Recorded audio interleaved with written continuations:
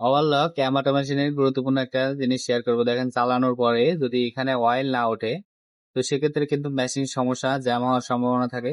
তো সেক্ষেত্রে কিভাবে সমাধান করবো আজকে সেটাই দেখাবো। তো প্রথমে আমরা এই অয়েলটা একবারে ট্যাঙ্কি থেকে ফেলাই নিব। দেখেন, তো এই অয়েল যখন পড়বে, অয়েল যদি পরিষ্কার থাকে তাহলে বুঝতে পারবেন যে কোনো কানেক্টিং সমস্যা হয়নি। আর যদি এখানে গোলাটে কিংবা কালো ময়লা থাকে তো বুঝবেন যে কানেক্টিং সমস্যা হয়েছে। দেখেন, এর ভিতরে কিন্তু সবকিছু পরিষ্কার আছে, যা খালি পাম্পে এইটুকুর জন্য কিন্তু অয়েল ওঠে না। তো এই পাম্পের ময়লা পরিষ্কার করে নেবেন সুন্দরভাবে। দেখেন এইভাবে, যেন কোনো প্রকার ময়লা না থাকে। যেহেতু অ্যামাটো মেশিনে একটু ডাস্ট গেলেই কিন্তু এই সমস্যা হয়, কিন্তু অন্য অন্য মেশিনে আমি কাজ করছি, সেগুলোতে কিন্তু এত সমস্যা হয় না অ্যামাটো মেশিনে যে পরিমাণে এই অয়েল সার্ভিসিং করা লাগে। তো এরপরে দেখেন কানেক্টিং গুলো চেক দিবেন, কানেক্টিং গুলো সবকিছু ঠিক আছে।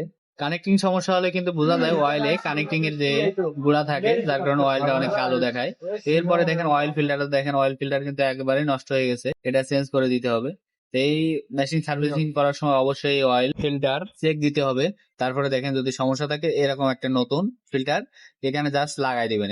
লাগানোর পরে এখানে কাভারটায় এখন খালি অ্যাডজাস্ট করে তারপরে অয়েল দিয়ে চালাতে হবে। দেখেন, এরপরে আমি এই কাভারটা লাগিয়ে অয়েল দিয়ে তারপরে চালাই দেখবো। তো এরপরে দেখেন চালানোর পরে দেখেন অয়েল উঠেছে সুন্দর, ও ঠিক আছে। তো ভিডিও ভালো লাগলে অবশ্যই অবশ্যই একটা শেয়ার করুন।